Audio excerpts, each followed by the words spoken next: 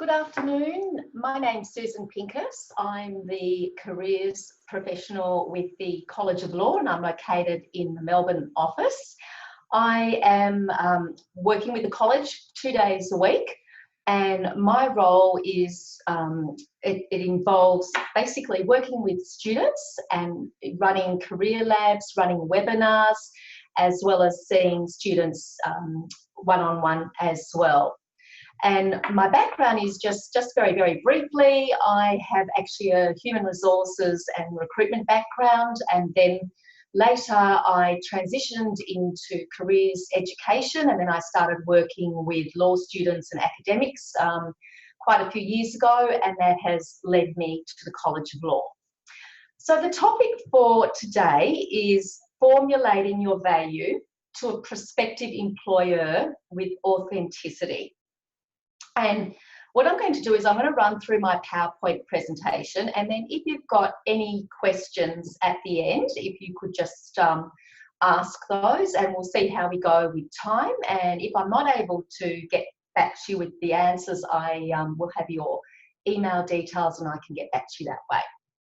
So I've got to be honest with you, with this topic, I struggled with it a little bit and I grappled with it in my mind. So where to start with this topic? I suppose I have just mixed feelings about this whole area of your elevator pitch and your value proposition. So when I say elevator pitch, it's interchangeable with your value proposition or your elevator conversation, or your barbecue pitch. So if you think of that as being interchangeable, then sometimes that actually makes it easier. So if you don't like the word elevator pitch and you think it sounds really corny and cliche, then look at it as being a conversation or even a pitch when you're introducing yourself at a barbecue. So I started off by Googling the topic and I found lots of articles on the topic. How to develop and nail your elevator pitch today, how to write a killer elevator pitch, right through to how to write an elevator pitch that doesn't suck, why I hate elevator pitches and why you should too.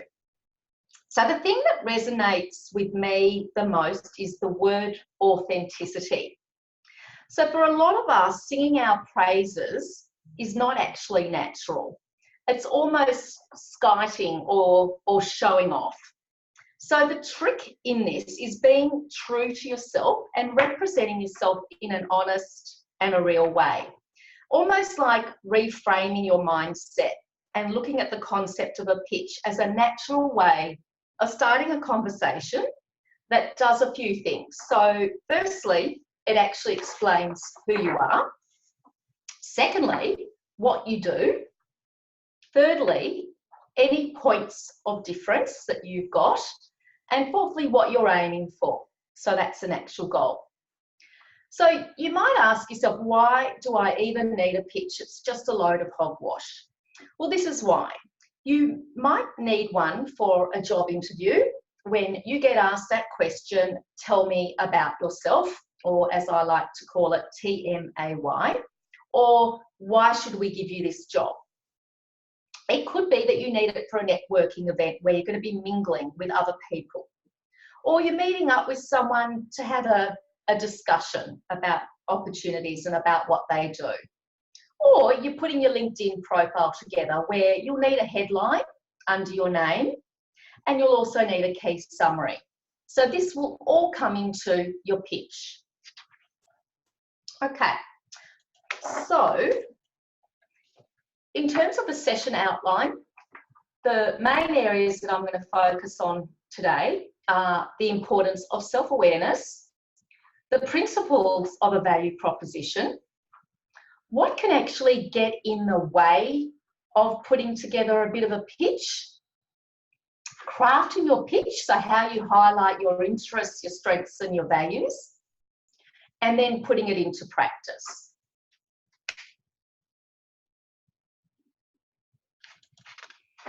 Okay, so the importance of cultivating increased self-awareness. So it all starts actually with self-awareness. So this is like stepping back and doing some reflection. So contemplating your navel, thinking about what makes you tick. So who are you? What are your interests? What are your skills? What are your values? And what's your personality? So self-awareness is actually a critical part of the whole concept of career management and career development. So in this model called DOTS, which is a process of career development, it starts with your self-awareness. So this is actually reflecting on your current position, your current circumstances, where you are at this point in time. So that's the self. The O is the opportunity. So this is where you're actually going out and you're researching options and you're going out and exploring and having conversations with other people. Then the D is the decision. So that's actually planning and setting the goals. And the T is the final stage, is the transition stage, where you're actually securing jobs, applying for jobs, creating opportunities. So while it's called DOTS, in actual fact, it's called SODT, so SODT, SODT. So you can start anywhere in that whole process, but it makes sense to start with self. So when I talk about this, I would be asking questions. What are you good at, and what actually comes naturally to you so it doesn't even feel like it's work? What drives and motivates you? So what do you lose time doing? Where do you get involved and you're really, really excited about? What are your values? So these are some of the non-negotiables. So in your life, your values are really, really critical, and they're almost a bit like a compass. So what is important for you in the world of work? And thinking about how they align to the different areas of interest within the profession as well. So some values will be more aligned to different areas of practice and also to different organisations. What do you need from your work environment and colleagues to thrive? Do we ever really think about what we need? Rarely. And yet thinking about what you need to be the most productive you and the best you could argue is really, really fundamental. And what's your personality, and where would you best be suited?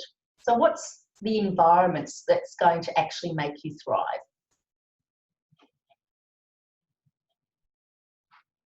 So if you want to be your best, you basically need to develop a much deeper sense of who you are.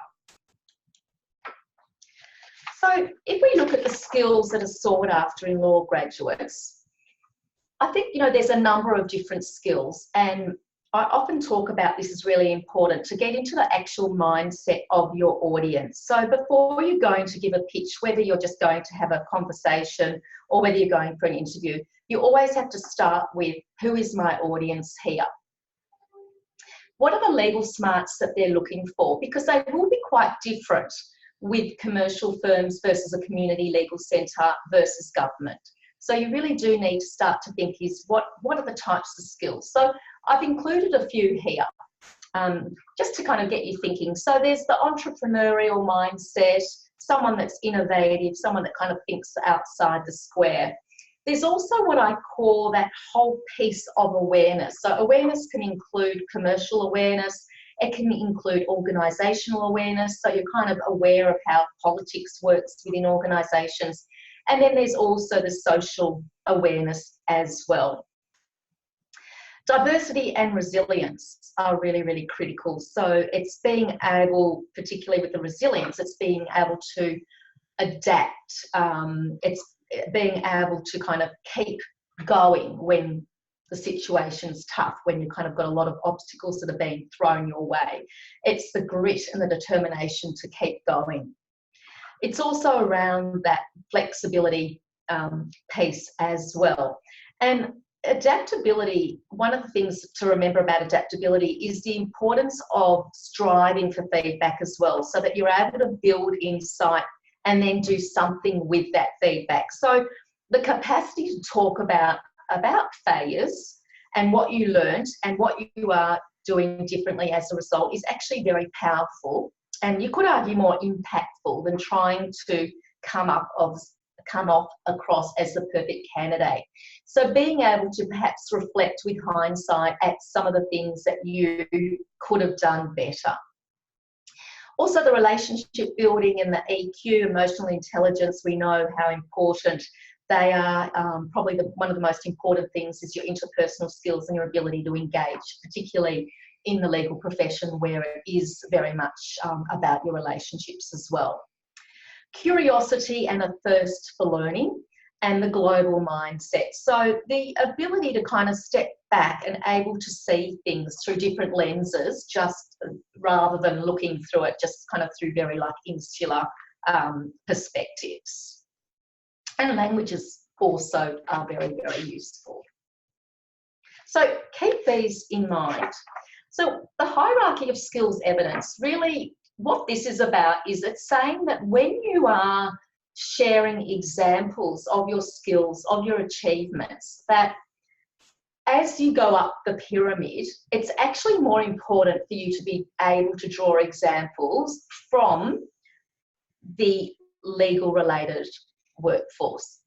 Now, if you're starting out, you're earlier on in your degrees, this is something I can't stress enough, how it's really, really important for you to start looking for work opportunities straight away, even if it's volunteering. You need to really get onto that. You can't leave that until the later stages. So if you're able to draw from the top of the pyramid, that's really, really critical. If you are just drawing from the bottom of the pyramid, which is just from your university exam environment, it just means that you're more likely to be giving examples that relate to your teamwork experiences working at uni and your time management and your difficult interactions, whereas it's going to be a lot more relevant, and I think it's going to be a lot more useful if you're able to draw from the actual workplace. And ideally, the icing on the cake would be from a legal experience. So thinking about your strengths, it's really stepping back and asking yourself about what you do well. So if you were to ask your friends, you would ask your family, you would ask your manager, how would you describe me? What are some of the words that come to mind? Have a think about that. If you really have no idea what people think about you, another way of doing it is to actually send a 360 feedback, which is basically just asking someone, what are my top 3 strengths, and maybe what is one area that you think I could work on, and can you give me some examples? So the key here is that you need to do this with people that really know you well. You can't do this to people that are strangers. You can also complete an online survey for free called the VIA Strength Survey, and that is quite a quick, powerful tool. Like, it takes about 5 minutes, and it just gets you to rank yourself and describe different words and whether they relate to you or not. So then it just actually spits out your top 6 strengths, your top 12 strengths, top 18 strengths.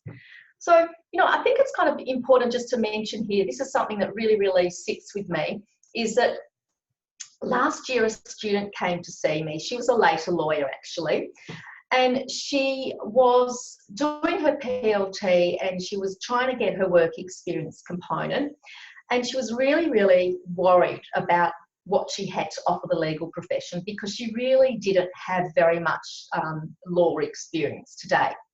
So she'd been in the military, the RAAF, for 15 years, where she'd led a civilian and military team up to 40 people. So I probed and I dug a bit, and I asked her, tell me a little bit more about what that involved, because I thought it sounded pretty impressive. She'd also coordinated humanitarian assistance and disaster relief in the aftermath of Cyclone Pam.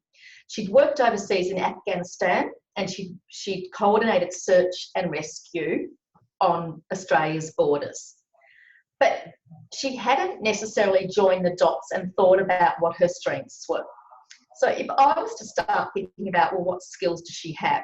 there would be so many that would come to my mind, but the main ones that jumped out were adaptability, leadership, the ability to work in high stress, fast-paced environments, kind of critical time frames actually. And also that whole influencing piece too, that she's getting people to come on board with her.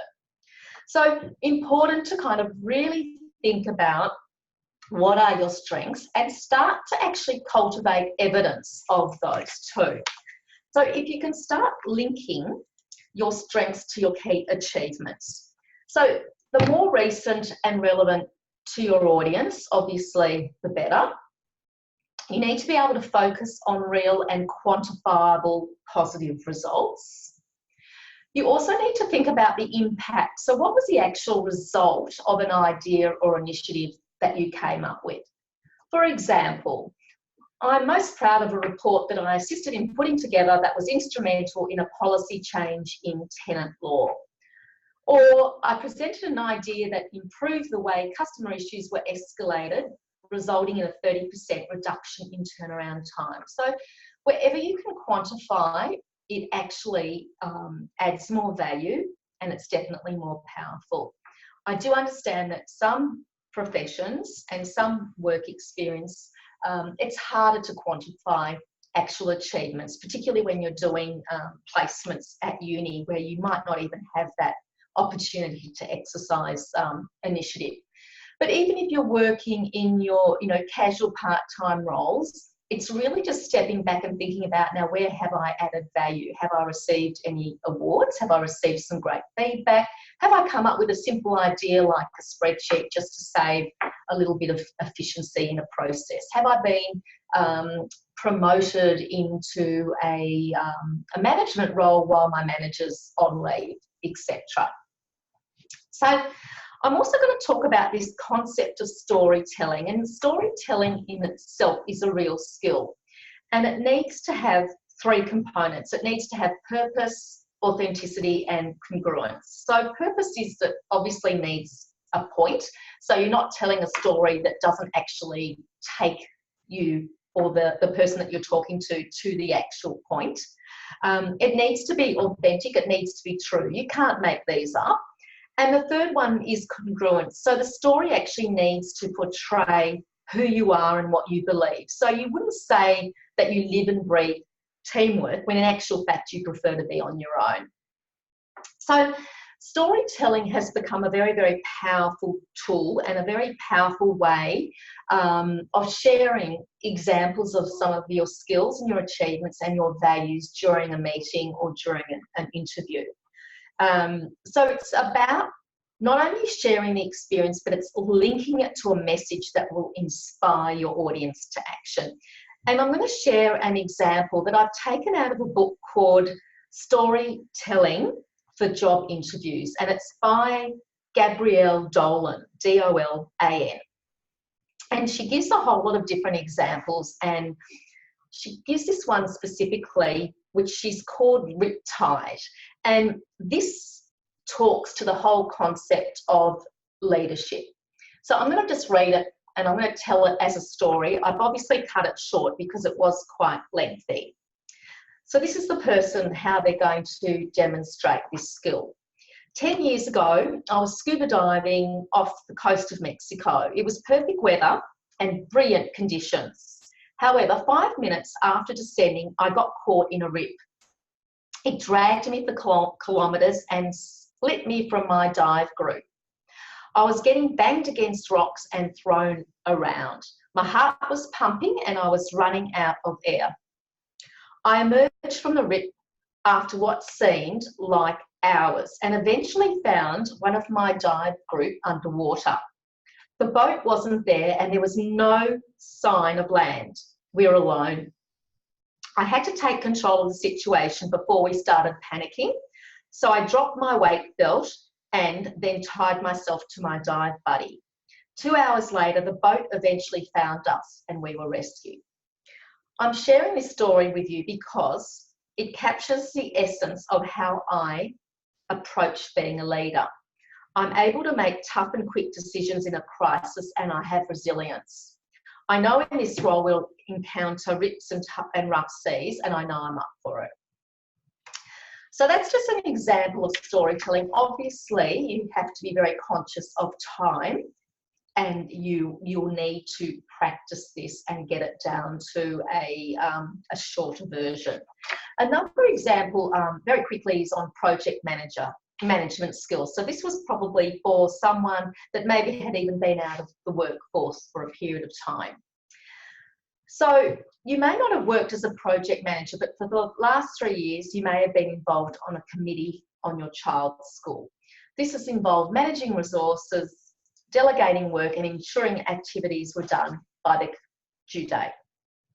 You may have used Excel or something similar to track your progress. This shows that you have project management skills in actual fact, and also that you're capable of managing projects. You have skills in stakeholder management and your commitment to community, which actually links you to that whole community value. So that is the concept of storytelling. I think it's kind of important because it's something that's becoming very, very common and popular now.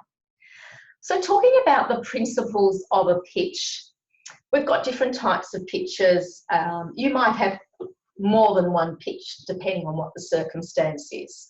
And we talk about the 20 to 30 seconds as a guide, and the reason why it's that is it actually relates to getting into the lift or an elevator in a building. And that's about the time that you've got to talk to, say, the CEO or someone in that lift about who you are and what you do. So you've literally got seconds only to get someone's attention. So it needs to be tailored, it needs to have context. You don't just say something that has no relevance, because it would leave the person looking at you as if you're a little bit strange. It needs to be succinct, it needs to be authentic, it needs to be engaging. Smooth, crisp and smart. Definitely not robotic or formulaic. It needs to actually excite you too. So you need to feel like this is bringing a smile to my face and I'm really, really quite chuffed by this. It needs to also identify a point of difference, something unique about you.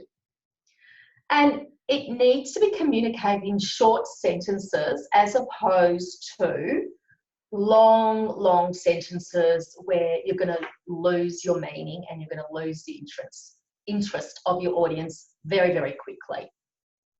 Simple and easy language as you speak. Don't speak in gobbledygooch, full of jargons and bad words. Avoid pitches that are long, all about you, way too general and cheesy. So it really is a way of starting a conversation, and it needs to have a point.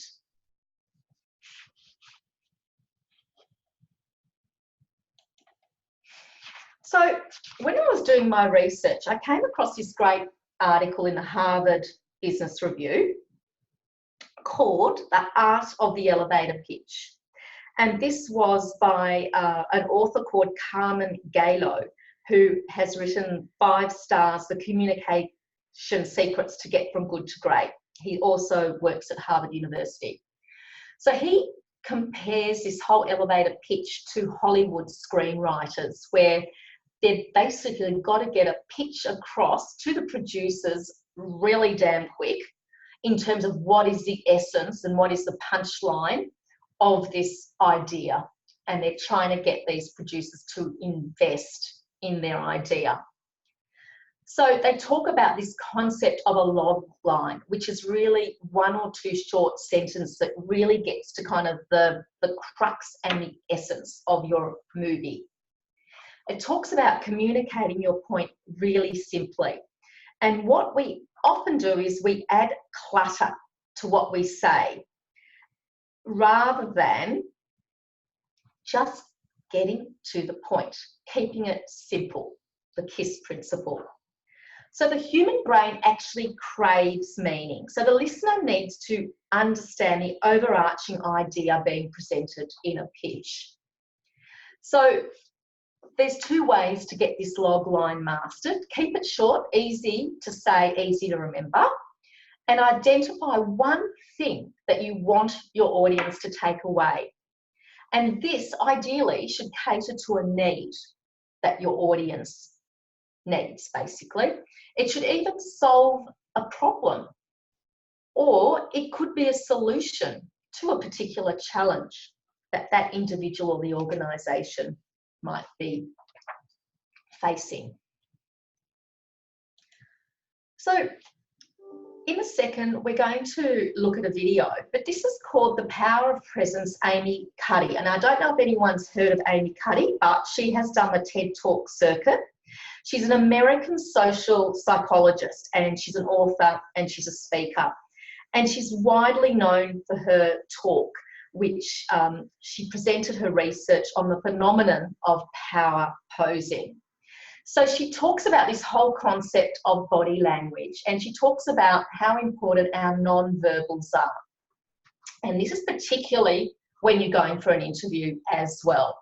So she talks about power posing for up to 2 minutes prior to an interview and how it can cause you better performance.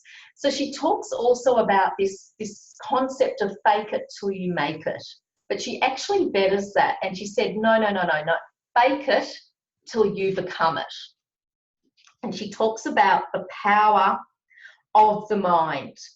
And if you act powerfully, you start to think powerfully. And then she relates it to our hormone levels as well. So she talks about increasing our testosterone and decreasing our cortisol. And once we do this, this actually increases our appetite for risk, and it causes better performance in job interviews. So what I'm going to do now is I'm going to actually show you this video, and it goes for I think just on 2 minutes. It's the condensed version. So I want to start by offering you a free no-tech life hack, and all it requires of you is this, that you change your posture for 2 minutes. I became especially interested in nonverbal expressions of power and dominance. And what are nonverbal expressions of power and dominance? Well, so in the animal kingdom, they are about expanding. So you make yourself big, you stretch out, and humans do the same thing. So they do this both when they have power sort of chronically, and also when they're feeling powerful in the moment. So powerful people tend to be, not surprisingly, more assertive and more confident.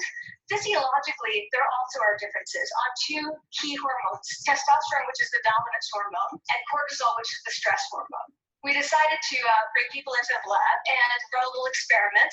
And these people adopted for 2 minutes high power poses or low power poses. And I'm just going to show you 5 of the poses, although they took on only 2. This is what happens. They come in, they spit into a vial. We, for 2 minutes, say, you need to do this or this. We then ask them, how powerful do you feel on a series of items? And then we take another saliva sample. Here's what we find on testosterone. From their baseline when they come in, high power people experience about a 20% increase, and low power people experience about a 10% decrease. Here's what you get on cortisol. High power people experience about a 25% decrease, and the low power people experience about a 15% increase.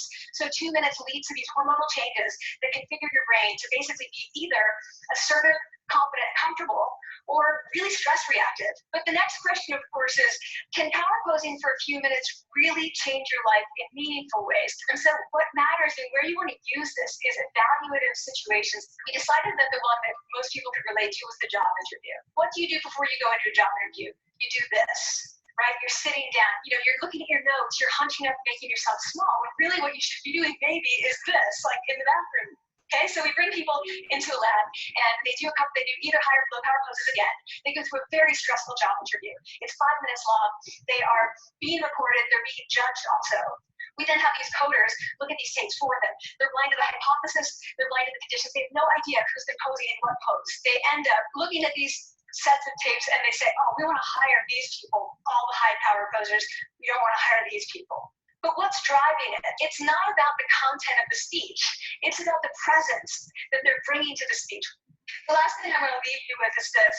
Tiny tweaks can lead to big changes. Before you go into the next stressful evaluative situation, For 2 minutes, try doing this in the elevator, in a bathroom stall, at your desk behind closed doors. That's what you want to do. Configure your brain to cope the best in that situation. Get your testosterone up, get your cortisol down, and it can significantly change the outcomes of their life. Thank you. Wow, she talks very, very quickly. If you want to watch the rest of it, just type in power posing, and I think it goes for about 20 minutes, and she goes into a lot more detail. So she talks about this when we go for interviews, often when we're sitting in the reception area waiting, we actually try to make ourselves smaller. So we wrap ourselves around, we wrap ourselves up. We hunch, we look at our phone, we look at our notes. So in actual fact, what we should be doing is we should physically be making ourselves bigger by standing tall, by opening up our arms, putting our hands on our hips. So the actual kind of key thing to take away from this is that it's not sometimes about the content of your speech, it's about the presence that you bring to the speech. I hope you found that useful and definitely worth trying. So what can kind of actually get in the way? So Amy Cuddy, she talks about how when you're doing a pitch, you're supposed to actually communicate everything that you know in 30 seconds, make a connection, be confident, but also likable, and get a job in this very short amount of time. But she says in actual fact, there's a few things that can get in our way, and just to be kind of conscious of them. One of them is actually forgetting to be present in high pressure situations. So we get so caught up with the outcome that we actually forget the process altogether. The second thing she talks about is that we think too much about what other people think of us. So we think we're being judged when often when we're not, or we think that we know how we're being judged, and often people aren't judging us that way at all.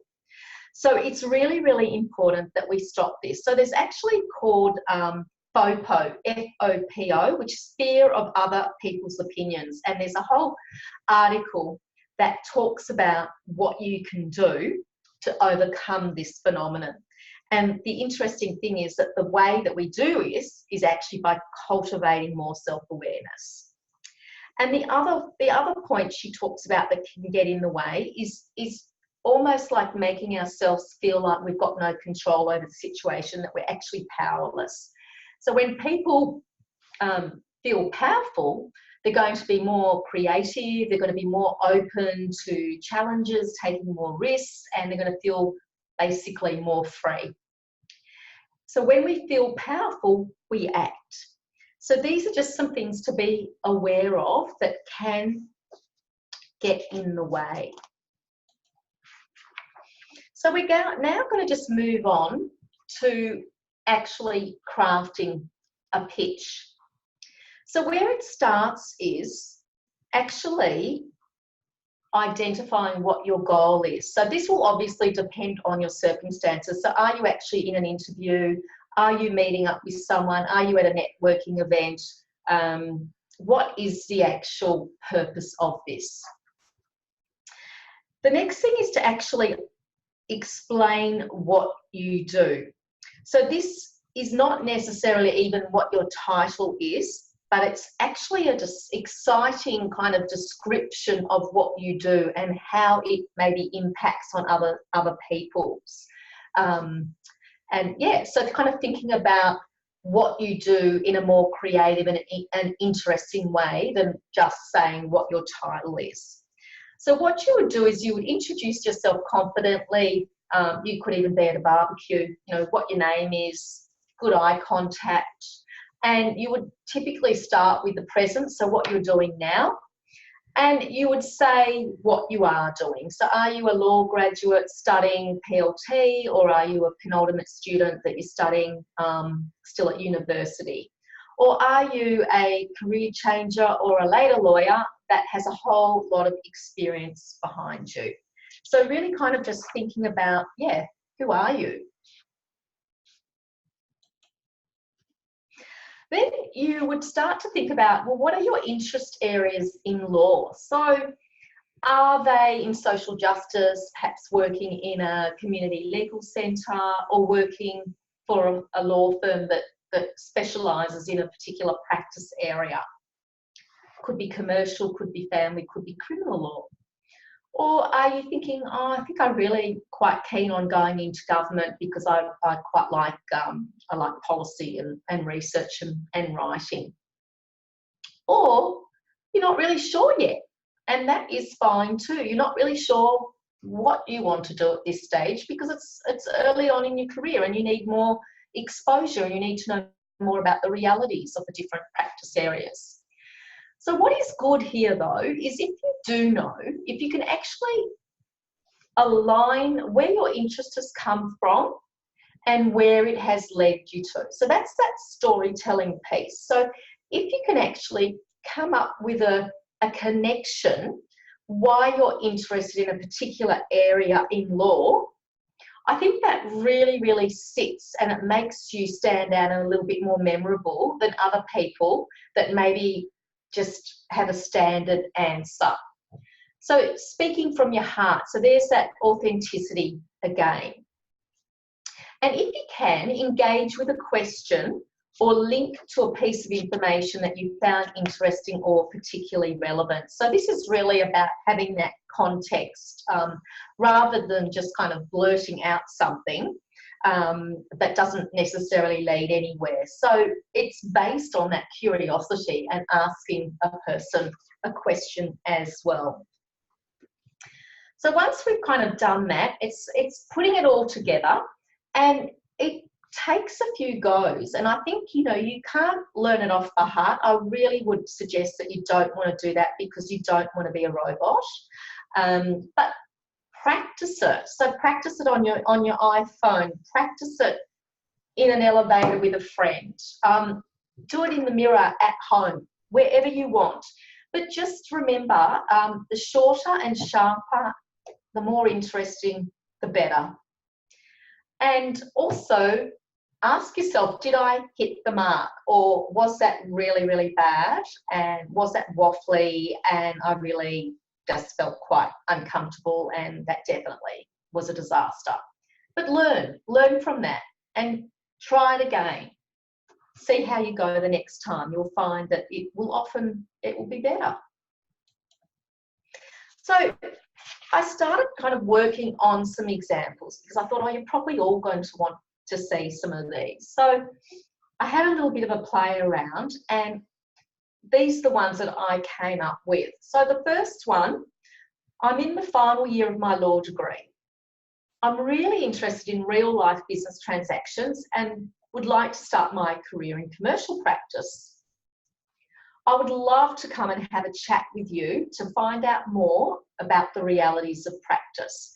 So there you can see that the goal is to actually have a follow-up appointment, to have a chat, an informal chat, a cup of coffee with the person just to find out more about what they do.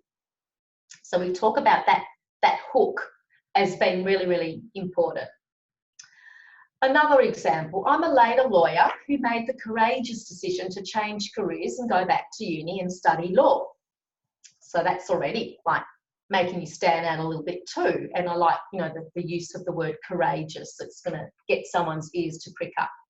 My background and skill set would make me a great fit for a government role with VSGO, as I love policy research and writing. So obviously this person's meeting with someone in the VSGO. I'd love to work with a CLC as I relate to the human aspect of law. Being part of an organisation where lawyers help disadvantaged individuals is purposeful and resonates with my values.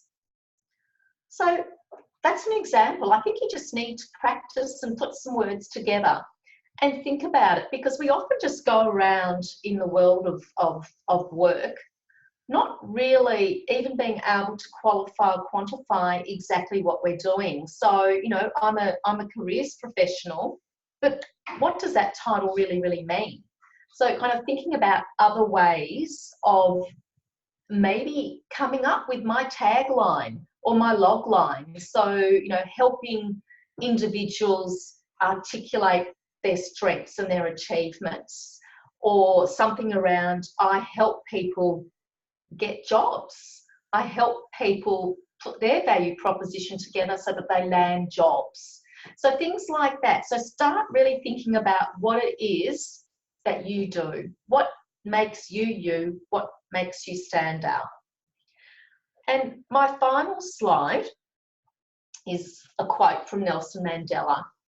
So there is no passion to be found playing small, in settling for a life that is less than the one you are capable of living. So that brings me to the end of my, my presentation. So if anyone has a question, that would be great. So I'm just looking at my questions now. So someone said here, would a recording of this session be available reviewing later? That's a great question. I think it will be actually. It is something that I can follow up. Absolutely, yeah. I know we do record this, so that's actually something very easy to do. Any other questions? So I've got another question too, but it just says, hi Susan, it doesn't have the actual question.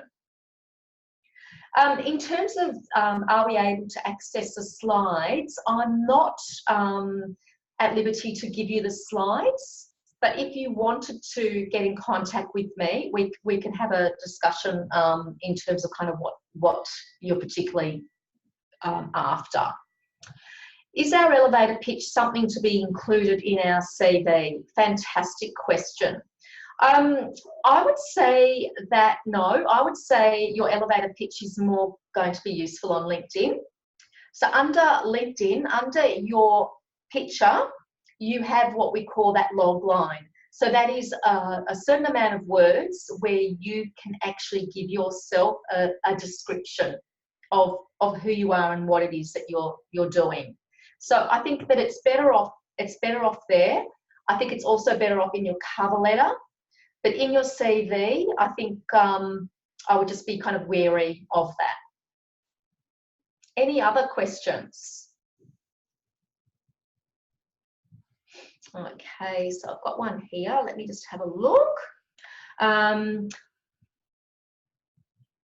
Oh, okay, yes. So no, for this person, yes, I will definitely see if I can follow up the audio. That's not a problem.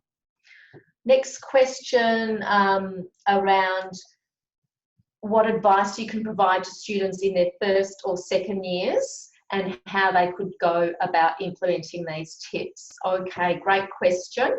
So look, I would basically say that start early, really. Don't do just in time. Don't leave it to the later years in your law degree.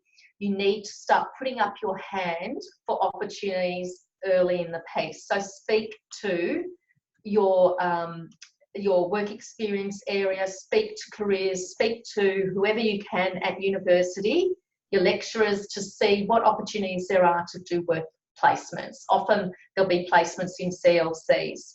I would even think, all right, I'm going to just take control of this myself. I would approach some community legal centres. I would approach some suburban law firms. I would speak to some people within my network and start asking the question. I'd get involved in clubs. I'd get involved in committees. I would look at any ways of actually getting exposure to law. Go along and sit in courts. Go and observe. Go and read. Ask questions. Find yourself a mentor. Look, so much advice. I just don't know kind of where to stop. But I think kind of it's really, really important just to start asking questions and almost like planning it now in terms of doing 1 or 2 things each semester that are going to get you more involved, and they're going to actually furnish your CV so it's really compelling, because really it's what's expected, because every person you're competing against is going to have like a extraordinary background too. Next question. Are we able to have individual, I don't know what that means. Thank you for your comment about a great presentation. Individual appointments, unfortunately, it's only if you are studying at the College of Law. I would love to offer appointments to everyone, but I'm only here 2 days a week, so I wouldn't have the opportunity to see everyone. Last question, if your elevator pitch is in your cover letter, should you be repeating it then in an interview? No, absolutely. You want to avoid repeating things. So I think you need to vary them, and they need to be kind of slightly different. So it really depends who your audience is. So basically, in your cover letters, you're tailoring it to the organisation and to the role. So I think kind of anything that you're doing, you always have to tailor it, and definitely stay away from repeating the same language. I think that's kind of really, really critical here. Mix it up a bit. Yes, sorry, I saw that question about the booking an appointment. I answered that one before. Any other questions? Just a last thing, I just want to also say that the LIV Legal Careers Fair is next Thursday night on the 11th of July. I think it's 5:30 till 8 or something like that. Don't forget to go along to that. Registration's free, and you will have about 30 organisations all in the one room. You'll have a lot of the commercial law firms. You'll have, I think Legal Aid will be there. You'll have a couple of government organisations as well. I'll be there with College of Law. Leo Cusson will be there as well. There'll also be like Pricewaterhouse, some firms like that. So go along, ask questions, practice your pitch actually, that's perfect. So yeah, go along and start being curious now. Yeah. Jessica, okay. In terms of booking an appointment, I've just got it down at the bottom of my contact information.